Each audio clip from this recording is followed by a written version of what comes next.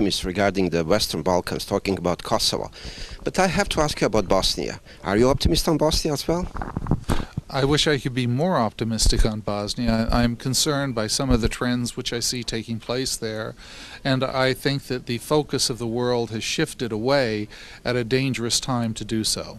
I think that we need to refocus our interests on Bosnia in many ways. Ambassador, I have to ask you, since you are the dean of the Seton Hall Diplomacy School, Bosnia is the member of the Security Council. It's sort of that they are now in the turmoil of the world politics with these Palestinian issues. How do you view it? It's a small country, it's an irony actually. How do you view it? Bosnia is deciding as the 9th vote whether the Palestinian will be accepted at the United Nations or not? Well, we have to trust their judgment too. This system is in place. They're a member. They belong where they are, and we have to trust that they will use their very best judgment.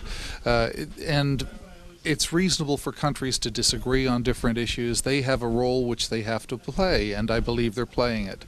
If we disagree, that's a separate issue. What does it mean, actually? It means that we will talk to them offline, probably in private, about our disagreement on various issues, and discuss it with them and make our viewpoint clear. But when it comes to the actual decisions, they have to act as they are going to act. They're acting, I think, according to their best lights. I don't think they're trying to thwart us or anyone else. I think they're making the decisions that they think they need to make. We disagree often. That's natural, and beyond that, I really can't, say too much. All right. Just to say, since you are coming from the world of diplomacy, also there is almost sort of horse trading, etc. Does the Bosnians should be afraid that they owe something to the Arab countries which are plebiscitely for the Palestinian independence, and Bosnia obviously is going to be abstain actually on the Palestinian issue and go with European Union and the United States. How we reconcile these? Well, I really am not in the position to reconcile their decisions for them.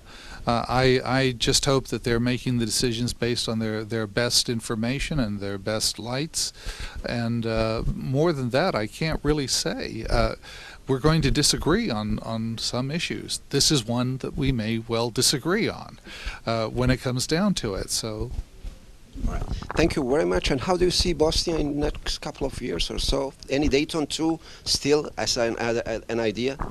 I think new decisions need to be made about the central government. I think it needs to be strengthened, and I think the power of the entities needs to be reviewed. I think that also we have to be concerned about recidivist elements in the country that would like to further divide Bosnia in peace when they did not succeed in war. I think that we have to be alarmed about that, and the corrupting influences that some of those recidivist elements represent. I think that it's time to look at Bosnia as a single whole and not allow the further bifurcation, trifurcation of this society. The war was fought for that purpose. The war was lost by those forces that wanted to divide. Now, we cannot let them succeed in peace in this manner. We need to take actions to prevent that from happening. Are you talking about Mr. Dodik, who was allowed to go to Colombia and talk about Dayton? I don't think I want to name names. I think that there are forces of division that need to be resisted wherever they appear, and that's all I will say. I think most of us private citizens, I don't speak for any government, most of us still believe that Bosnia should be one nation. Thank you very much, Ambassador. Thank you. It's a pleasure. Pleasure.